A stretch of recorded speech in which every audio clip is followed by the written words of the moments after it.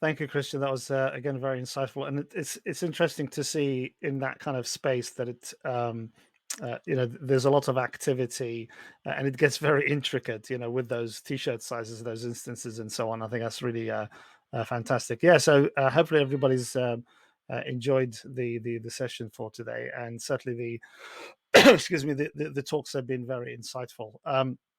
Reinvent was kind of packed as always. I think, judging from the sessions, the content, I picked up lots of LinkedIn posts as well around it, and obviously the videos with all the talks. That I've seen is still, and I'm still going through them. There's certainly been a lot of really useful information for this year. Certainly, as I said, I think earlier, it's a tick year as far as I'm concerned for AWS. So more kind of updates and kind of new announcements, and that's fine. As we said, that's kind of how things go with a sort of a TikTok approach.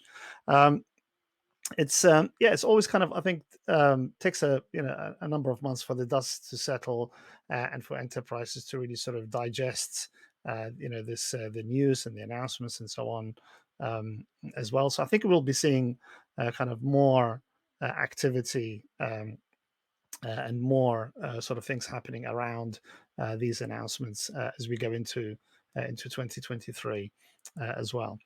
I would certainly like to see a lot more focus around sort of cost management and FinOps and things like that.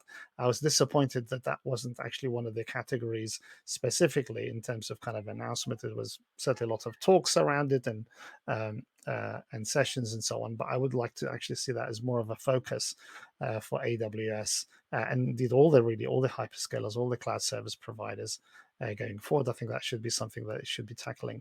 Um, Cloud costing itself and kind of that whole space is very fragmented. You were seeing solutions around, saving costs on your Kubernetes clusters. Okay, that's great, but Kubernetes clusters is not the only thing you have in a cloud environment. So we need to be looking at the overall picture. We need to be bringing down some of the FinOps activities into a kind of more practical, sort of way of delivering them, not just kind of theoretical and design and frameworks and things like that. I think that's great to a degree, but we certainly need to see that happening more on the shop floor, specifically in the area where we need to be demonstrating those cost savings. So I think that's all kind of part of it. Now, the thing that I picked up on a specific article, I'll try and put the link in later on when I get a chance in the chat. But it just kind of talked about. I think it says something like AWS faces cost-sensitive customers as economic fears mount. And when you actually consider that economies around the world are shrinking, the cost of living is going up, and energy costs are going up, um, you know, when it comes to renegotiating those cloud contracts into 2023 and beyond, what do you think customers are going to do?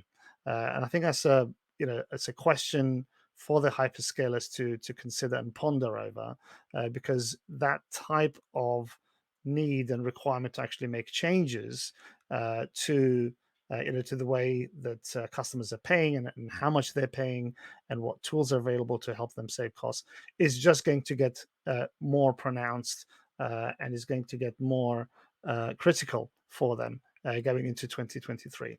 So really, AWS and Microsoft and Google and everybody else is kind of in that space really needs to be focusing in this area a lot more.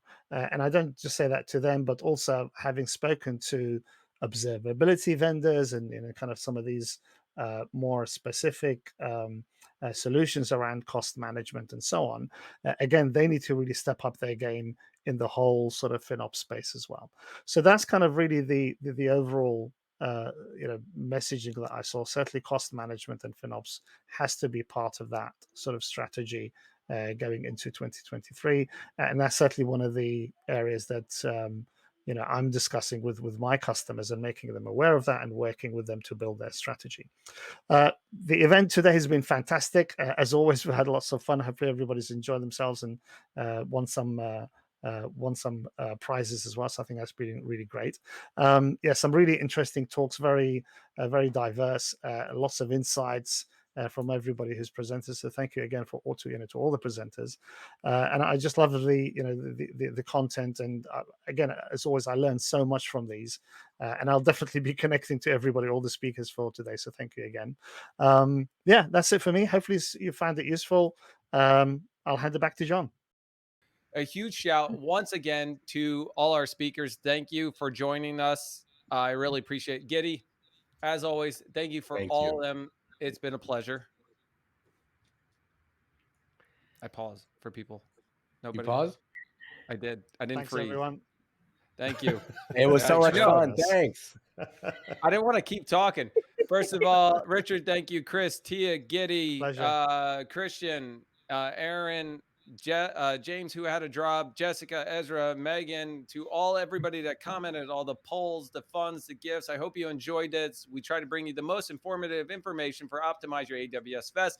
Stick around for in February for when we have our next release and a new lineup of speakers. You never know who's going to return, including maybe the possibility of a cloud therapist couch. Ooh, We might have another Mm. session. You never know, but Giddy will never be back. know.